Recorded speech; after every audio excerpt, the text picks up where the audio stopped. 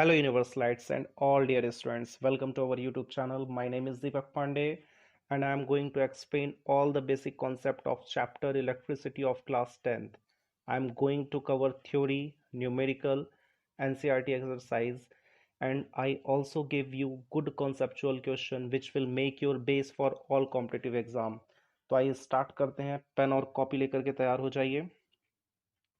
आज के इस वीडियो लेक्चर में जो टॉपिक्स मैं कवर करने वाला हूँ वो है basic concept of electric current, flow of current in a metal, electric symbols and Ohm's law. आइए स्टार्ट करते हैं इलेक्ट्रिक करंट से. तो इलेक्ट्रिक करंट की बुकिश डेफिनेशन स्टार्ट करने से पहले कुछ टर्म्स पे डिस्कशन कर लेते हैं जो टर्म्स आपको इस चैप्टर में बार बार रिपीट होंगे. तो उन टर्म्स का बेसिक आइडिया लगना बहुत जरूरी है स्टूडेंट्स. तो सबसे पहले हम स्टार्ट करेंगे टर्म चार्ज से. Students, charge is the intrinsic property of material. किसी भी मटेरियल के लिए जो चार्ज है वो एक इंट्रिंसिक प्रॉपर्टी. इंट्रिंसिक प्रॉपर्टी का मीनिंग क्या होता है? जैसे ह्यूमन बॉडी के लिए इंट्रिंसिक प्रॉपर्टी हम क्या बोल सकते हैं? क्या ह्यूमन बॉडी कैन ब्रीथ. तो breathing is a intrinsic property of a human body. उसी तरह से हर मटेरियल में कुछ चार्ज होता है. Second, cross section. Cross section का बेसिक मीनिंग समझ लीजिए स्टूडेंट्स. क्रॉस सेक्शन का मतलब क्या होता है कि किसी भी शेप को अगर आप कट करते हैं तो कट करने के बाद वो शेप आपको जैसा विजिबल होगा, जैसा सीन होगा, उस विजिबल फेस को हम क्रॉस सेक्शन बोल सकते हैं. फॉर एग्जांपल, जैसे अगर किसी सर्कुलर पाइप को हम कहीं से भी कट करते हैं तो उसका जो क्रॉस सेक्शन हमें दिखाई देगा वो आपको कैसा विजिबल होगा? सर्कुलर ही विजिबल होगा. फिर एक टर्म है कंडक्टर. कंडक्टर एंड इंसुलेटर, इसको मैं अलग से भी एक्सप्लेन करूंगा, लेकिन एक जनरल आइडिया भी आपको मैं कंडक्टर के लिए बता दूं कि कंडक्टर मटेरियल ही है, ऐसे मटेरियल जो इजीली अपने अंदर से चार्ज को फ्लो करने देते हैं, पास करने देते हैं. तो उन मटेरियल्स को हम किस कैटेगरी में रखेंगे? कंडक्टर्स की कैटेगरी में रखेंगे. तो आइए डिफिनेशन से स्टार्ट करते हैं. करंट की definition: the quantity of electric charge flowing through cross section of a given conductor in 1 second is called current. जैसा कि मैंने आपको सारे टर्म्स पहले ही एक्सप्लेन कर दिए हैं, तो अब एक बेसिक आइडिया मैं आपको इजी एक्सप्लेन कर दूं करंट के लिए कि किसी भी क्रॉस सेक्शन से यूनिट टाइम मतलब 1 सेकेंड में जितना अमाउंट ऑफ चार्ज फ्लो करेगा, अगर उसको हम with respect to time measure करेंगे तो that amount of charge will be known as electric current. इसलिए देखिए, करंट के लिए जो मैथमेटिकल फॉर्म की हम बात करते हैं वो क्या हो जाएगा? Current is equal to charge upon time. Notations देख लीजिए. करंट के लिए हम यूज करेंगे आई, चार्ज के लिए यूज करेंगे कैपिटल क्यू और टाइम के लिए यूज करेंगे स्मॉल टी. एक छोटा सा नोट यहाँ पे देखिए, electric current is a scalar quantity. Dear students, अगर आपको किसी क्वेश्चन में ये पूछा गया कि करंट कैसी क्वांटिटी है और ऑप्शन में अवेलेबल है वेक्टर, स्केलर, तो इसमें आंसर होगा scalar quantity. Basically current tensor quantity होती है, लेकिन टेंसर के बारे में हम डिस्कशन किसी और वीडियो लेक्चर में करेंगे. अभी फिलहाल आप ये ध्यान रखिए कि अगर आपसे क्वेश्चन में ये पूछता है कि करंट कैसी क्वांटिटी, तो आपको याद रखना है स्केलर क्वांटिटी. वेक्टर और स्केलर का जो बेस है, वेक्टर हम कैसे डिफाइन करते हैं? The quantity which required magnitude and direction both. Scalar quantity which required only magnitude. Unit of current. Unit of current, अगर हम एसआई यूनिट की बात करें तो एसआई यूनिट करंट की मैथमेटिकल फॉर्मूले के बेस पर अगर हम निकालना चाहें तो चार्ज की यूनिट होती है कूलम, टाइम की होती है सेकंड. तो कूलम पर सेकंड, जिसको हम एसआई टर्म में बोलते हैं क्या? Ampere. Direction of electric current.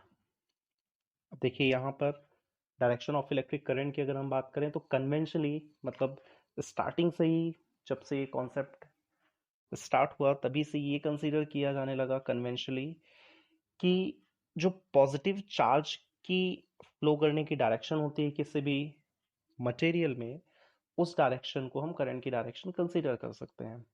इसका मतलब इलेक्ट्रॉन्स पे चार्ज होता है नेगेटिव, तो अगर हम विथ रिस्पेक्ट टू इलेक्ट्रॉन्स की बात करें तो करंट की डायरेक्शन हमेशा क्या होगी, opposite to the direction of electrons.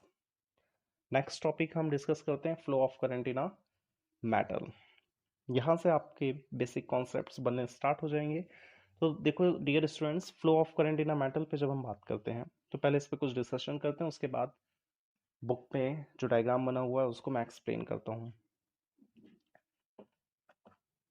जैसा कि हमें पता है, in a metallic bonding the outermost electron are not bound to any particular atom। और जब ये इलेक्ट्रॉन बाउंड नहीं होते तो क्या होते हैं, ये फ्री हो जाते हैं। और जब ये इलेक्ट्रॉन फ्री होते हैं उस मेटल में, तो ये सभी पॉसिबल डायरेक्शन में डिफरेंट डिफरेंट स्पीड से फ्लो करना स्टार्ट करते हैं। ड्यूरिंग द फ्लो ये एक दूसरे से कोलाइड करते हैं, तो इनकी नेट वेलोसिटी क्या हो जाती है, ज़ीरो हो जाती है। नेट वेलोसिटी ज़ीरो हो जाती है और इनकी एक कोई पर्टिकुलर डायरेक्शन नहीं होती है। जब पर्टिकुलर डायरेक्शन नहीं होगी तो उस मेटल में करंट फ्लो नहीं करेगा। एक ये बहुत कॉमन सा क्वेश्चन जब स्टूडेंट्स फर्स्ट टाइम रीड करते हैं करंट को, तो वहाँ पे ये आता है कि सर जिन मटेरियल्स में करंट फ्लो, इलेक्ट्रॉन फ्लो कर सकता है, इसका मतलब करंट है। तो मेटल्स में तो इलेक्ट्रॉन फ्लो कर रहे हैं तो करंट भी होना चाहिए, लेकिन जब हम मेटल को टच करते हैं तो करंट क्यों नहीं लगता हमें। तो उसका सिंपल सा एक्सप्लेनेशन है, जो अभी पीछे आपने करंट की डेफिनेशन पढ़ी है उस डेफिनेशन में एक और वर्ड ऐड करना चाहूंगा मैं। The quantity of electric charge flowing through cross section of a given conductor in a definite direction is called current।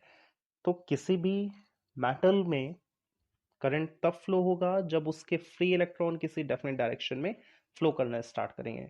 आइए मैं आपको यहाँ पे ये जो डायग्राम दिया है, इस डायग्राम में वो एक्सप्लेन करना चाह रहा है कि सपोज किसी मेटल में क्या है, ये फ्री इलेक्ट्रॉन्स, ये क्या कर रहे हैं, सभी रैंडमली डायरेक्शन में मूव कर रहे हैं। इनके रैंडम डायरेक्शन में मूव करने के कारण नेट वेलोसिटी क्या हो जाएगी, ज़ीरो हो जाएगी, और सभी इलेक्ट्रॉन्स की डायरेक्शन भी अलग अलग है।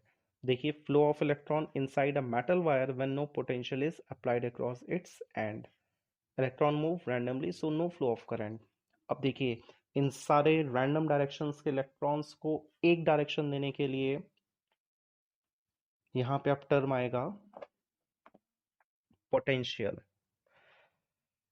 तो इन रैंडम डायरेक्शन के इलेक्ट्रॉन को एक डायरेक्शन डिफाइन करने के लिए मुझे एक्सटर्नली पोटेंशियल डिफरेंस क्रिएट करना पड़ेगा, और इस एक्सटर्नल पोटेंशियल डिफरेंस को क्रिएट कौन करता है, बैटरी। तो जब इस मेटालिक वायर में या इस मेटालिक कंडक्टर में जब हम बैटरी कनेक्ट करते हैं तो बैटरी एक पोटेंशियल डिफरेंस क्रिएट करता है। पोटेंशियल डिफरेंस आगे के वीडियो लेक्चर्स में एक्सप्लेन करूंगा मैं डिटेल में, लेकिन अभी आप ये अंडरस्टैंड करिए कॉन्सेप्ट कि जो इलेक्ट्रॉन्स अभी रैंडमली अलग अलग डायरेक्शन में अलग अलग वेलोसिटी से फ्लो कर रहे थे, तो जैसे ही मैंने पोटेंशियल डिफरेंस क्रिएट किया, किसके थ्रू, बैटरी के थ्रू, तो जैसे ही मैंने इस मेटालिक वायर में बैटरी अटैच किया, ये सारे electrons as you can see on the diagram, ये सारे इलेक्ट्रॉन्स एक डेफिनेट डायरेक्शन में फ्लो करना स्टार्ट कर देते हैं। अब ये डेफिनेट डायरेक्शन लोअर पोटेंशियल से हायर पोटेंशियल, मैं ये नहीं सजेस्ट करूंगा कि आप इसको ऐसा रीड आउट करिए कि ये माइनस से प्लस की ओर जा रहे हैं। The electrons are moving from lower potential to higher potential, और इसको याद भी रखिएगा, electron always flow from lower potential to higher potential. तो जो इलेक्ट्रॉन्स अभी रैंडम डायरेक्शन में थे, देखिए डायग्राम में सारे इलेक्ट्रॉन्स सब एक डेफिनेट डायरेक्शन में मूव कर रहे हैं। When the electrons move in a conductor in a definite direction, then it is said to be a current flowing in a conductor। चलिए मूव करते हैं आगे, बात करते हैं इलेक्ट्रिक सिंबल्स की। इलेक्ट्रिक सिंबल्स जैसा कि आपको डायग्राम में दिख रहा है, this symbol will be used for design the electric circuit, so you should have a knowledge to identify the electric symbols. तो देखिए, ये पहला इलेक्ट्रिक सेल ये प्लस और माइनस की जगह मैं आपको सजेस्ट करूंगा ये जो line which has a greater length having higher potential and a smaller line showing the lower potential. Second में when these number of cells are connected then it becomes a battery. This symbol used for a plug key, open and close. This symbol will be used for wire joint. This symbol will be used for wire crossing without joint. अगर दो wires को अगर आप बिना joint के cross कराते हैं third wire को उसके ऊपर से बिना जॉइंट के तब ये सिंबल यूज करेंगे। इलेक्ट्रिक बल्ब जो चेक करता करने के लिए है। अ रजिस्टर ऑफ रेजिस्टेंस, ये इनकी थ्योरी आगे नेक्स्ट वीडियो लेक्चर में एक्सप्लेन की जाएगी।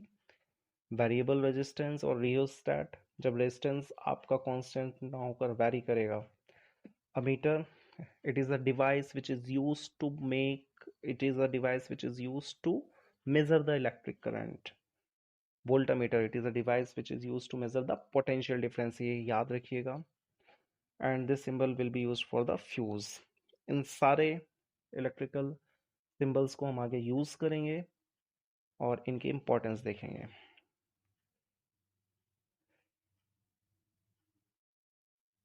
तो आइए स्टार्ट करते हैं इस चैप्टर का सबसे इंपॉर्टेंट क्वेश्चन जो अक्सर स्कूल एग्जाम में पूछा जाता है, ओम्स लॉ। डियर स्टूडेंट्स, ओम्स लॉ की डेफिनेशन स्टार्ट करने से पहले मैं आपके साथ कुछ डिस्कशन करता हूँ।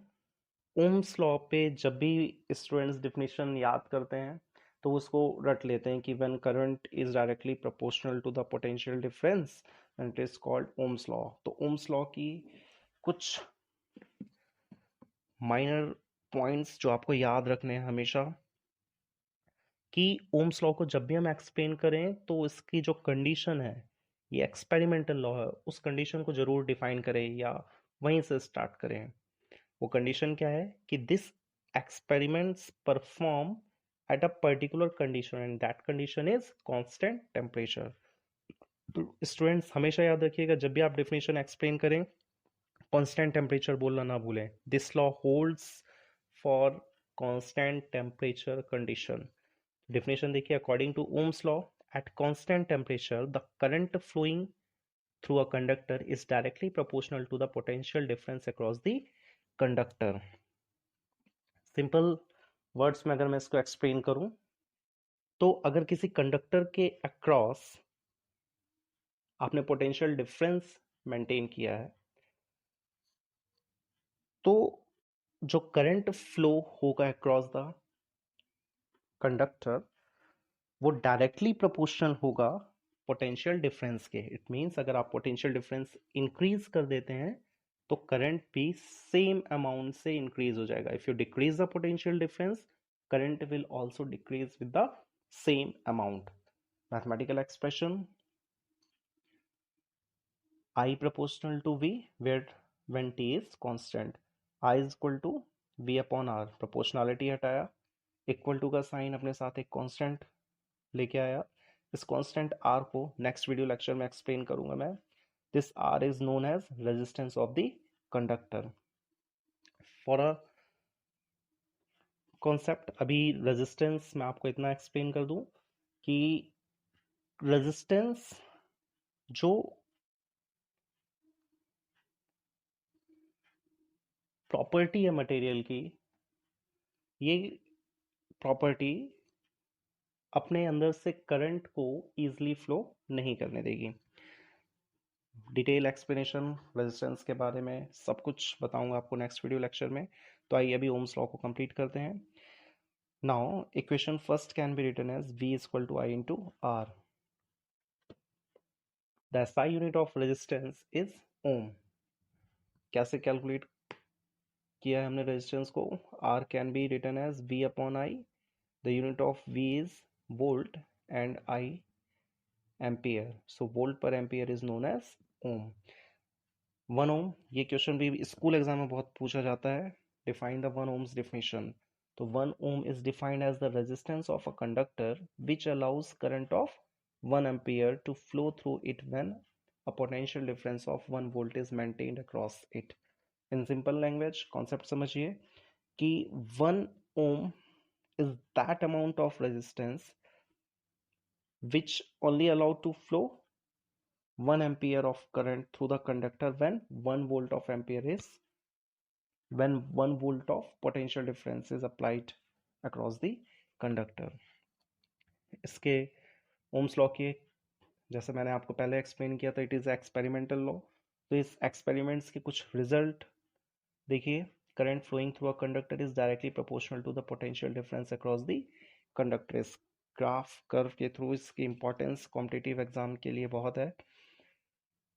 इस ग्राफ में देखिए, अगर हम पोटेंशियल डिफरेंस और करंट के अक्रॉस एक ग्राफ ड्रॉ करते हैं तो प्रोपोर्शनलिटी के लिए आप सबको पता है, 9th क्लास में आपने पढ़ा होगा कि प्रोपोर्शनलिटी क्वांटिटीज के बीच में स्ट्रेट लाइन का ग्राफ रहता है.